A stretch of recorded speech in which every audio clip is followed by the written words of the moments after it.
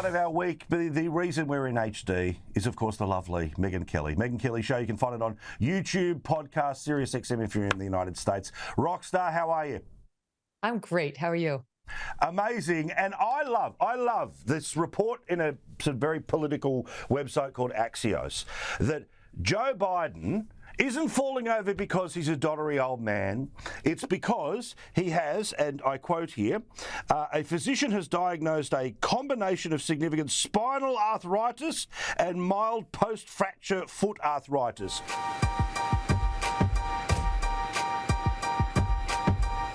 Yeah, so now we already had this story about him using the short steps to get on Air Force One. He no longer goes up the stairs that lead you to the main entrance. He now has to go to the belly of the plane. That's a shorter stint. They switched him over to sneakers. You know how like my Nana, she lived to 101. She switched over to like a house coat and like the slip on. I get it. I'll be there too, God willing, someday. But that's our president in his trainers, as you might say, instead of his actual like presidential shoes. So this is what we're looking to reelect. And none of it's going to work. Blaming the sandbag, blaming the staff, making up fake things that he's getting treated for when we know it's really just old age. Because the latest polls just came out and 74% say he is too old for a second term. 62% of Democrats think that. 62% of Democrats want someone else. Morning Joe on MSNBC, the lefty cable news show, has now started to turn around and basically show clips of Donald Trump that we have been showing about Joe Biden since the moment he came to office, trying to show dodderiness and forgetfulness and confusion of World War III versus World War II, and he misspoke about which Bush he ran against. Trump talked about the 2016 presidential race and appeared to confuse his then opponent Jeb Bush with former President George W. Bush. You know, the beauty was when I came here, everyone thought Bush was going to win. And then they took a poll and they found out Trump was up by about 50 points. Everyone said, what's going on right here? They thought Bush, because Bush supposedly was a military person. Great. You know what? He was he got us into the Middle East. How did that work out, right? Jonathan Lemire, he was talking, of course, about George W. Bush, but conflated him with Jeb Bush, who was the governor of Florida in March of 2003 when the United States went into Iraq. But for all the talk about Joe Biden's problems and his age and everything else, if you sit and watch not just those clips, but the 40 minutes in South Carolina, some red flags there. We all know that Donald Trump's brain at times may be like a pinball machine, and he may start a sentence and go somewhere else, but strangely, both halves of the sentence generally end up appealing to someone.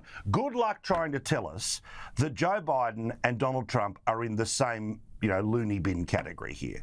It's not going to work. I mean, sure, has Trump lost a little off his fastball from when he was 40? Yeah, I'm not going to dispute that.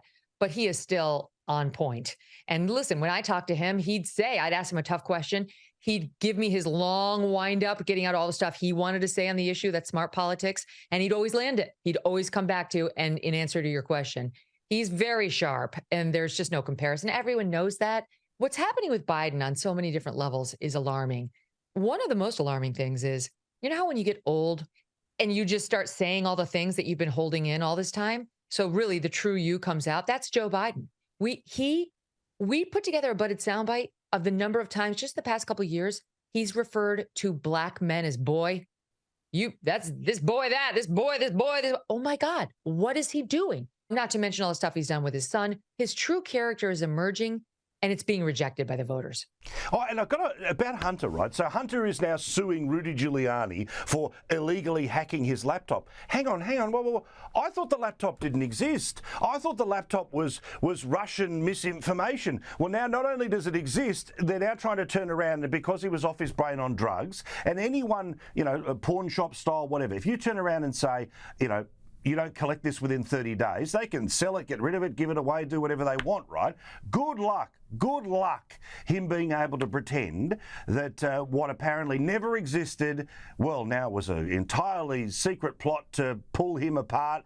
And, sure, a court somewhere might try to do something on Giuliani. But don't you love the spin? Within 2 years, this was misinformation, and now I'm taking you to court for hacking the laptop that didn't exist. I love this lawsuit. I love it. Go, Hunter, go. Sue away. Yes, let's see it play out in court. Let's see you say under oath it's yours and you knew it was yours and everyone should have known it was yours. Go ahead and further embarrass my brethren and yours in the media that showed zero appetite to actually investigate this thing. He's not going to win because, yes, he abandoned the laptop and it was fair game for this laptop repair guy to give it to Giuliani, and the FBI already had it anyway. Yeah, 100%. Just back to the polls that you were mentioning before about Biden. They're bad on many fronts. Now, look, we know that literally, I mean, one of those idiots on The View today was saying, you know, they would prefer to re-elect Biden and him die in office than have to deal with Trump. There's more chatter in the media about candidates' mental and physical decline. Axios is reporting that Biden's team is concerned he might fall again. The New Yorker cover has Biden and other leaders using walkers. And when it comes to you-know-who, there doesn't seem to be any concern about his decline. The question is this. Let's say Joe Biden, God forbid, dies in office. Isn't that still okay for the country? The country will survive it. But if Trump wins, the country will not survive it. That's a fact. We know that there's multiple people that are turning on Biden. Whether they turn around and hate Trump enough to re-elect him, we'll all wait and see. But there's some stuff sort of deeper in the poll that I know is fascinating you, which is the people who are economically worse off since Biden became president. The extreme majority of them are running towards Trump as a way of getting away from Biden.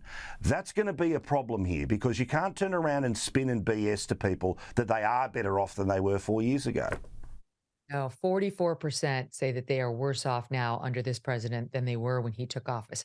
44%. That, and over 2/3 think we're going in the wrong direction economically. The economic approval numbers, 30% approve of him and his handling of the economy under the ABC poll, 37% under the NBC poll. So, I mean, at least a third of the electorate very dissatisfied with how they're doing economically. This is some genius at the White House decides to own the economy by naming it Bidenomics. Bidenomics are to thank for the new bridge in your neighborhood. Well, that's not resonating, not at all. The people believe what's actually in their wallet, in their purse, in their paycheck, in their grocery bill. That's what they're actually buying. People are like, with some distance from January 6th and from like the insanity of all the tweeting and Kavevi and like, what is he saying? And why is he doing this? And why is he attacking this person? You kind of just remember how you were a little richer and the border was secure and we had like a normal justice system. And you think, those are the good old days. I could get down with that again. So that's what's happening. The polls are showing that people are reassessing the Trump presidency favorably, and they are assessing the current presidency unfavorably. And that is why it's said to be an outlier for now. But in the ABC Washington Post poll, Trump is now 10 points up over Biden. 10 points.